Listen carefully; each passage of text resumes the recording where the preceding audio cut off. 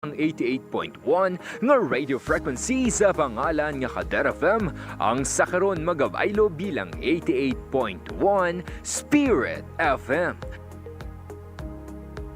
Ang ini nga istasyon ang ginapanag-iyahan sang Archdiocese St. Capiz kag ginadumalahan St. Capiz Archdiocesan Social Action Center ug Kasak sa idalom sang pag-iya St. Catholic Media Network. Sa amon mga kaalagad, saligan ninyo ang amon padayon nga pagdulong sa mga dekalidad nga mga balita kag impormasyon, entertainment kag serbisyo publiko. Spirit FM, mas ginpabaskog, mas ginpasangkad, kag mas ginpasanyog. Ini ang 88.1 Spirit FM, ang alagad nyo sa pagtuo kag pagserbisyo. Ano bala ang coronavirus? Ang coronavirus isa kadako nga pamilya sang virus nga nagatugas sang balatian. Ini nagasugod sa simple nga kataro, tubtob nga mangin seryoso ini nga impeksyon kasubong sang una sang Middle East Respiratory Syndrome o kon MERS-CoV, kag sang Severe Acute Respiratory Syndrome o kon SARS. Sa mga delikado kag grabe na nga kaso sang coronavirus, ini mahimo nga mangin tunaan sang pneumonia, acute respiratory syndrome, problema sa bato, kag mahimo magresulta sa kamatayon. Ano ang mga sintomas ng coronavirus? Ang mga sintomas amo ang sipon, ubo, lagnat, pagmala kag paghubag sang tutunlan, kag nabudlayan na ginhawa. Paano bala ang paglapta sang sini nga virus? Ang ini nga virus nagsugod sa December 31, 2019 sa Wuhan, China. Ini mahimo magtapon halin sa isa ka tawo pakadto sa iban pinaagi sa pag-asik sang laway, kag sip-on kung mag-ubo, maghatching kag sa pag-uyat sang kamot sang iban nga tawo. Ano ang dapat himuon agud malikawan ang coronavirus? Likawan nga magpalapit sa mga tawo nga may balatian kag nagapakita sang kasubong nga sintomas sang sakit. Hindi magdupla sa bisan diin lang. Likawan ang pagtandog sa mata, ilong kag bibig. Permi nga maghugas sang mga kamot. Tapna ng ilong kag bibig kun mag-ubo o kun maghatching gamit ang tissue o kun panyo. Likawan nga magkadto sa mga matawo nga lugar kasubong sa malls, sinihan, terminals kag airports. Kung may mabatyagan nga sintomas, magpakonsulta gidayon sa pinakamalapit nga health center sa inyong nga lugar.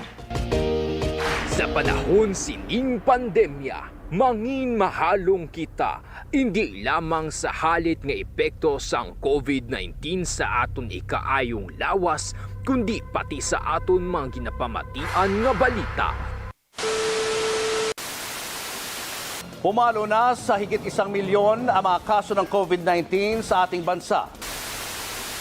Mas malala pa ang nararanasang pagdami ng COVID-19 cases ngayon sa Metro Manila. Muling nakapagtala ng record ang India sa dami ng bagong kaso sa isang araw.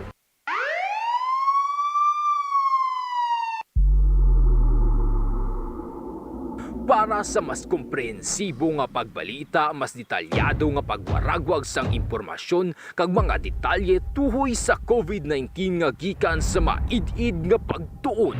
Kasak Special Coverage! Kasak Special Coverage! Igadulong sa inyo sang inyong mga kaalagad sa kahanginan. Alagad Maidoryas kag Alagad Real de la Rosa. Kasak Special Coverage! Mabatian live sa Kasak Facebook page kag 88.1 Kader FM. Lunes tubto Biyernes alas 4:30 tubto alas 5 sa hapon. Kasak Special Coverage! Kasak Special Coverage, ang alagad nyo sa pagtuo kag pagserbisyo sa tawo. Para special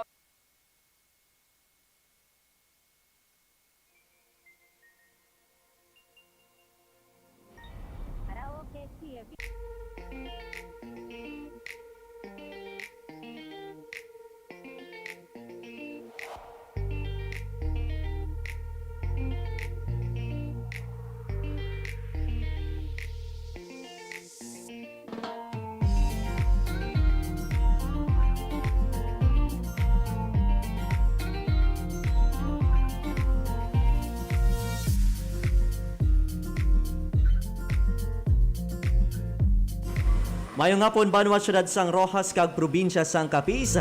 Mayo nga pon Pilipinas. Mayo nga pon sa aton nga mga kuturan nga mga tagpalamati. Sa 16 ka Banawanan sa probinsya sang Capiz, sa 47 ka barangayan sa syudad sang Rojas. Sa aton nga mga kalagad sa mga kaiping nga kaprobinsyahanan, ang probinsya kang Antique, probinsya Itaklan, probinsya sang Negros Occidental, probinsya sang Iloilo, probinsya sang Guimaras, and as far as probinsya sang Masbate kag probinsya sang Romblon. Nagapalabot man kita sa pagpanamyaw sa aton nga mga kaalagad. Dara sa may Chodor Alsanas Trade Center, sa may Burgos Talipapa, sa mga pampubliko nga merkado diri sa syudad sang Rojas kag probinsya sang Capiz. Kamusta mga kaalagad? Kamusta ang tanan-tanan sa aton nga mga best friend? Sa di man ka mga bahin sang Pilipinas, ag sang kalibutan, sa gihapon nagapamati ka mo sa emergency broadcast sang 88.1 Spirit FM diri sa gihapon sa aton nga pagapangalagad sa kasak special coverage. Sako na dahil lang sa mga kalagad naton ha, pasensya gid ko aton nga koneksyon. Pero mayo nga pon sa aton tanan-tanan no, sa kay Ma'am Paula Bulkirin. Salamat gid sa padaan nga pagatutok diri sa aton nga pagapangalagad. Sa pangalan sa aton station broadcast team, sa aton nga overall chairman, His Eminence Joseph Cardinal Advincula, sa aton nga managing kag social action director Reverend Father Mark Ranflor, sa aton program manager Father Francisco Casalda Jr., sa pangalan sa aton station manager Reverend Father John Dave Ibalya, aton nga technical director alagad Mingming Wego kag engineer RJ Borja. Aton nga partner technical alagad Maria Jean Lorene Balgos. Mangin kaupod nyo subong nga hapon diri sa pagpangalagad sang kasak special coverage. Ini naman sa alagad Real De La Rosa.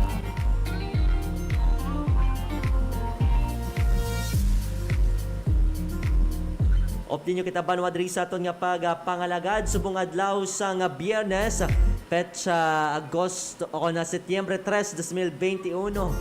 Agosto, di ba kita ko? Setyembre 3, 2021. Kag, thanks God, it's Friday. Sa mga nagasaulog sila nga kadlawan, happy birthday. Kaya binada kay ng Tilay, no? Kay ng Lani Cantere Fanugon. Kag sa tanan-taning nagasaulog sila nga birthday, happy birthday kina. Alas 5:41 diri sa aton nga pagpangalagad. Diretso kita mga kaalagad sa pagdulong sa inyo sang balita natuy sa COVID-19 diri sa pungsod Pilipinas, subong man sa Western Visayas kag sa probinsya sang Capiz.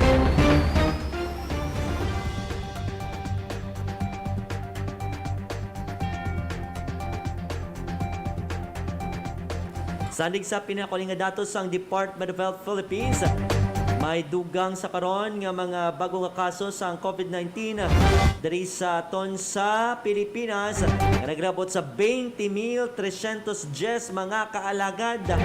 Nasunod gid lamang ini sang 24 oras.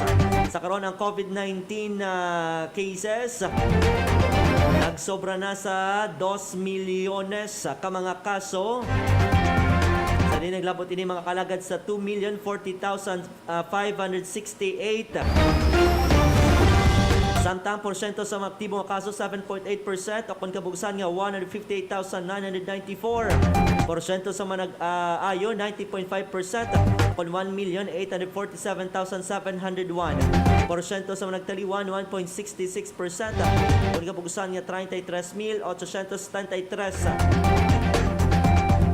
Samtang diri naman sa Western Visayas, sandig sa pinakuling nga datos sang Department of Health Western Visayas Center for Health Development.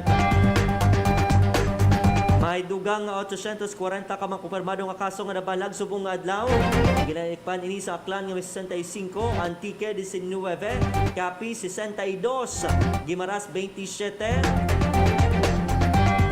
Iloilo nga may 408, Negros Occidental na may 78, Bacolod City 98, kag Iloilo City nga may 173. Sa karon ang COVID-19 cases diri sa Western Visayas nagdangat na mga kalagad sa 106,713. Samtang ang nagapabiling ng aktibo nagalabot sa 12,333 sa disposisyon sa aktibong kaso, asymptomatic 45.76%, mild 47.83%, moderate 4.34%, severe 1.93%, kag critical 0.15%. Samtang diri naman sa aton sa probinsya sang Capiz, sandig sa pinakuling datos sang Capiz Provincial Health Office, petsahan kapon nga adlaw, may dugang nga 69 ka mga kumpirmado nga kaso sa COVID-19. Sa din ang total confirmed cases sa Capiz naglabot na mga kalagad sa 6,905. Porsyento sa maktibo 8.43% akon 582. Porsyento sa mga nag-ayo 86.57% akon na 5,978. Porsyento sa mga nagtiliwan 5% kon 345. Oras na to 5:44 diri sa aton nga pangalagad. Diretso kita sa pagdulong sa inyo sa mga balita nga natipon sang 88.1 Spirit FM News Team. Diri sa aton nga palatuntunan sa Kasak Special Coverage. Sa labing unang balita lokal, bugas kag bulig pinansyal gagintugyan sa gobyerno sang syudad sa malabing nagakinanglan subong nga pandemya. Para sa pagatag kaundan sila nga balita, yara sa line number 1 si Alagad John Kenneth Fabregar. Sa panahon nagapadayon na ikaduwa nga hugna sa pagpanagtag sang tigna 10 ka kilo nga bugas sa mga pigado nga pamilya nga kabahin sa Food Security Program sang syudad sang Rojas. Sining damlag lang 2,882 tanan ka mga pamilya sa Barangay Lawaan ang nagbaton sa nasambit nga ayuda sa nagapadayon nga distribusyon sang bulig sa 47 tanan ka mga barangay nga sakop sang syudad. Suno sa isa ka resipyente nga dakogid ila nga pagpasalamat sa gobyerno lokal sa pagpanikasog nga madulong sa ila ang bulig sa tunga sining ginapangatubang nga pandemya. Suno pa diri nga kung sadto aga kagahapon ang balik sang iya bata sa pagbakal sang kinilo nga bugas, subong halos 2 ka semana nga sigurado na nga may matig-ang ini para sa ilang pamilya. Samtang isa man sa prioridad sang syudad sa karon ang paghatag sang bulig pinansyal sa mga nagapabulong pamilya sa nagtaliwan, subong man para sa edukasyon nga labing apektado man sang krisis nga dala sang COVID-19 pandemic. Nagligad lamang nga adlaw, personal nga gintugyan ni Rojas City Mayor Rone Dadivas ang bulig para sa 2 ka mga dialysis patient, pamilya sa nagtaliwan, educational assistance para sa exceptional student kag sa Mother of Mercy Learning School sa Barangay Lawaan. Alagad mo sa pagtukag pagserbisyo, John Kenneth Fabregar, 88.1 Spirit FM. Special Coverage Report. Kazakh Special Coverage Report. Kazakh Special Coverage Report. Manabang salamat alagad John Kenneth Fabregar sa ginulong reporter sa aton nga pangalagad samtang sa dugang nga balita. Personal nga gindulong sang Provincial Social Welfare and Development Office kag Gabalaka Team ang ayuda sang gobyerno provincial para sa komunidad sa mga Muslim kag miyembro sang Tricycle Operators and Drivers Association sa syudad sang Rojas. Naglabot naman tanan sa 150 ka mga pamilya kag miyembro sang TODA ang nakabaton sang food pack sa barangay sang 8 sa kag Baliwagan bilang kabahin sa suporta sang provincial government sa mga apektado nga pamilya kag grupo bangod sa nagapadayon nga pandemya. Ginpaabot naman ni Governor Esteban Evan Conteras ang iya pagpasalamat sa mga nasambitan nga benepisyaryo nga padayon nga nagapanarabaho apisar sa pagangkat nga dala sang COVID-19 maalagaran lamang ang ilay sigkatawo. Samtang gipasalamatan naman sa mga punong barangay ang bulig para sa ilang pamuluyo nga ginalikipan nanday Kapitan Jose Bielen, Kapitan Joseph Tinoy, kag Kapitan Ray Alforo. Kazakh Special Coverage Report. Sa dugang balita lokal, dungog lunhaw, liwat nga pagabuksan sa mga grupo kag individual nga may maayong inisyatibo para sa dunang manggad. Para sa pagdulong sila nga balita, yara sa line number 2 si Alagad Apple Queen Labrador. Kazakh Special Coverage Report. Kazakh Special Coverage Report. Liwat nga pagabuksan sa publiko ang dungog lunhaw o kanang tuigan nga programa agud kilalahon ng maayo nga kinaiya kag pagdumanas sa mga kapisnon agud mapangapinan ang ikaayos sang dunang manggad. Suno sa Capiz Environment and Natural Resources Office nga kabayan ini sang ila paghatag pasidungog sa mga individual kag grupo nga nagpanikasog agud matipigan, mapabilin kag mapaayo ang kahimtangan sang palibot pinaagi man sa partisipasyon sang komunidad agud mapatuman ang mga programa sa pagproteher sang dunang manggad.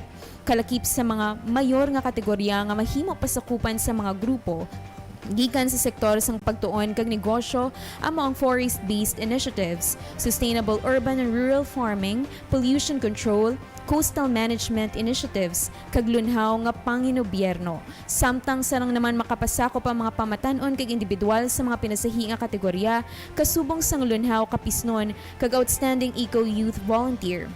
Mayara man para sa mga opisina kag ahensya sang gobyerno, buluthuan kag pribado nga mga grupo nga may maayo nga implementasyon sa mga programa sang gobyerno probinsyal kasubong sang 1 million kahoy project kag Barangay Capiz Hero para sa solid waste management. Sa mga luyag magpasakop mahimo lamang nga makig-angot sa Facebook page sang Kapenro ukon magtawag sa 0961-223-1877 ukon 522-2587. Alagad mo sa pagtuo kag pagserbisyo ini sa Alagad Apple Queen Labrador 88.1 Spirit FM. Kazakh Special Coverage Report. Kazakh Special Coverage Report. Manamong salamat Alagad Apple Queen Labrador sa gidulong report diri sa aton nga pagpangalagad sa dugang nga balita.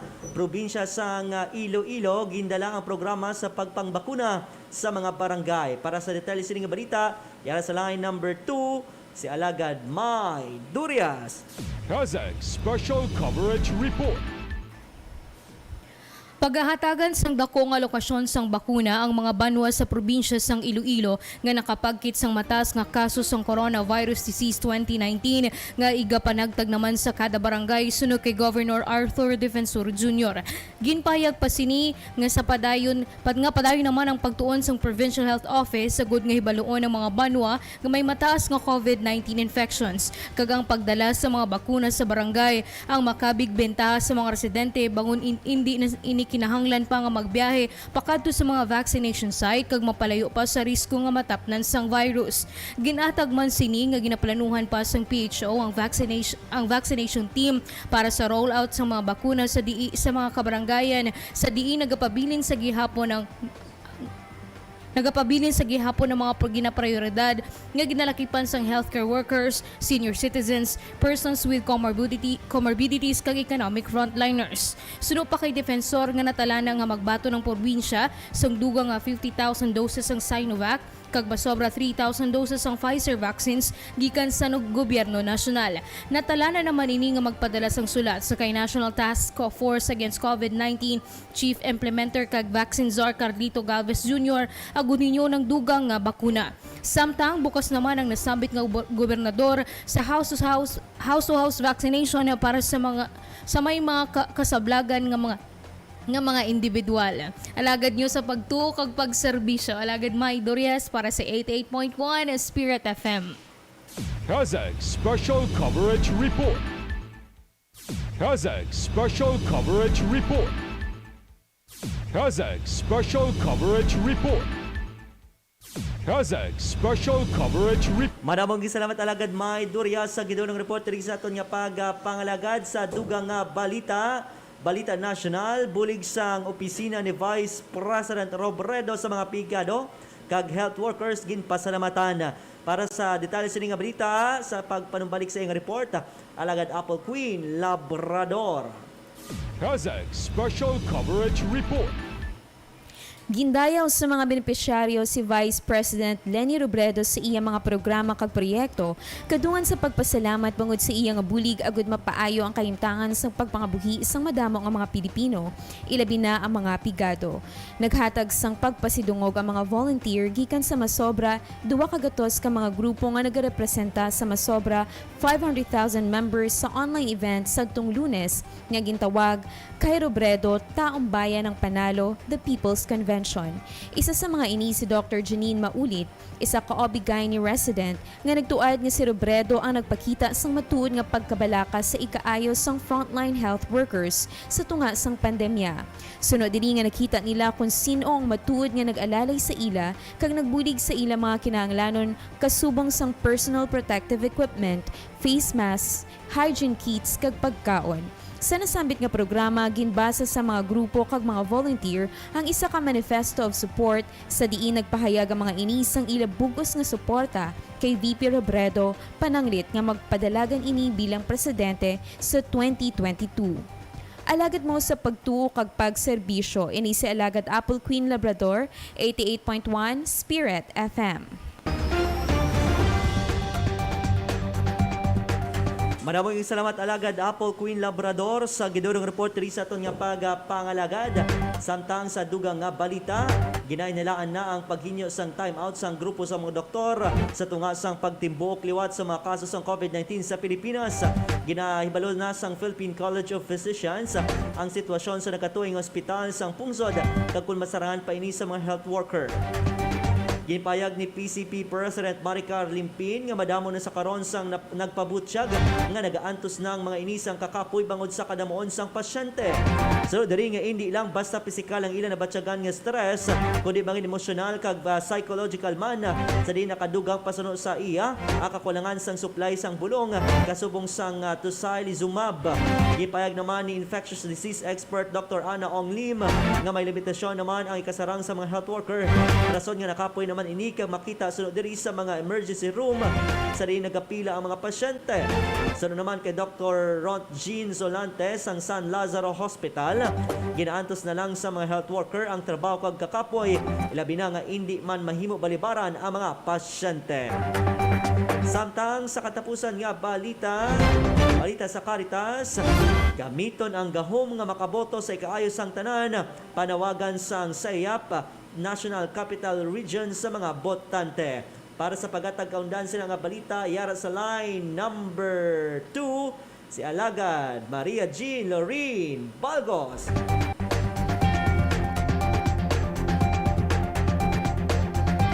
Ang pag-angkon sang demokrasya makabig nga isa ka regalo sang Dios para sa pungsod kag sa mga pumuluyo, sunod sa pahayag ni Reverend Father Nolan K., Regional Trustees in Catholic Education Association in the Philippines, National Capital Region CEAP NCR sa online launching sang One Godly Vote nga isa ka election campaign bilang preparasyon sa nakatala na ang eleksyon sa masunod nga tuig.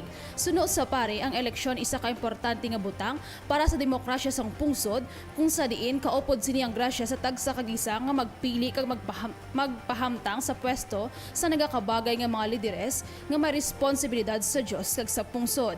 Pathag ni Father King nga ang kahilwayan kagahom nga magboto ang kinahanglan gamiton para sa ikaayos sang tanan kag hindi para sa pangkaugalingon labang nga interes. Dugang panike nga amo man ang chairperson sa National Christian Formation Commission sang CEAP, kalakip sa mga ginadihon nga tikang bilang preparasyon sang organisasyon, amo ang pagpanawagan kag pagbukas sa painuino hindi lamang sang mga estudyante kag mga manunudlo kundi sa mga katapo kag alumni sang mga bulutuan nga miyembro sang CEAP. Ang election campaign nga One Godly Vote sang Archdiocese of Manila Commission on Social Communications nga ginakatapuan sang Radyo Veritas 846 TV Maria kag Archdiocesan Office of Communications. Ang isa katikang kagbulig sa mga organisasyon sang simbahan para sa preparasyon sa nakatala na nga piniliay sa 2022. Alagad mo sa pagtuo kag pagserbisyo Maria Jean Lorene Balgos, 88.1 Spirit FM. Kazakh Special Coverage Report. Kazakh Special Coverage Report. Maraming salamat Alagad Maria Jean Lorene Balgos sa gidulong report diri sa aton nga pagpangalagad sa Kazakh Special Coverage. Kagamayad tong kaundan sa aton nga pagbalita subong adlaw sang Biyernes, Setyembre 3, 2021 diri sa Kazakh Special Coverage. Mayong hapon sa kay Ma'am Jopas Manzanares Oquendo. Kag sa tanan-tanan nga upo diri sa aton nga pagpangalagad, madamo gid nga salamat. Sa ngalanan sa aton station broadcast team sa aton nga overall chairman, His Eminence Josef Cardinal Advincula, sa aton nga Managing kag Social Action Director Reverend Father Mark Ranflor, aton Program Manager Father Francisco Casalda Jr. Sa pangalaman sa aton nga Station Manager Reverend Father John Dave Balya, aton nga mga Technical Director Alagad Miming Wego kag Engineer RJ Borja. Partner Technical Alagad Maria Jean Lorene Balgos. Nanging kaupon nyo sa pag-alagad sa Ginoo pinagi sa pagserbisyo sa tao. Eman sa alagad Real De La Rosa nga nagasiling, importante kung gamay ka kung dako, basta sa masakit ikaw gid lamang mapahilayo. Mabasta yung pagtuo, hantop gid sa makako. Mayong hapon kag God bless Pilipinas. Sa panahon sining pandemya, mangin mahalong kita, hindi lamang sa halit nga epekto sang COVID-19 sa aton ikaayong lawas, kundi pati sa aton mga ginapamatian nga balita. Pumalo na sa higit 1 milyon ang mga kaso ng COVID-19 sa ating bansa. Mas malala pa ang nararanasang pagdami ng COVID-19 cases ngayon sa Metro Manila. Muling nakapagtala ng record ang India sa dami ng bagong kaso sa isang araw.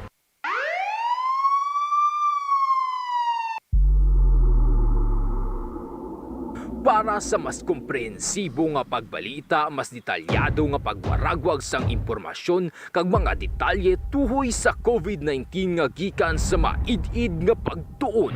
Kasak Special Coverage. Kasak Special Coverage. Igadulong sa inyo sang inyong mga kaalagad sa kahanginan. Alagad Maidorias kag alagad Real De La Rosa. Kasak Special Coverage. Mabatian live sa Kasak Facebook page kag 88.1 Kader FM. Lunes tubto Biyernes alas 4:30 tubto alas 5 sa hapon. Kasak Special Coverage. Kasak Special Coverage. Ang alagad nyo sa pagtuo kag pagserbisyo sa tawo.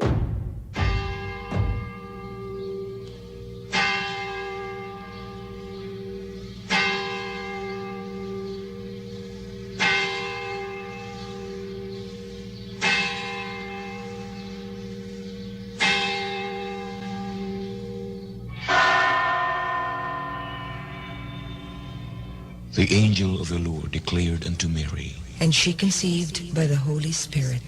Hail Mary, full of grace, the Lord is with thee. Blessed art thou among women, and blessed is the fruit of thy womb, Jesus. Holy Mary, Mother of God, pray for us sinners, now and at the hour of our death. Amen. Behold the handmaid of the Lord. Be it done to me according to your word. Hail Mary, full of grace, the Lord is with thee. Blessed art thou among women, and blessed is the fruit of thy womb, Jesus.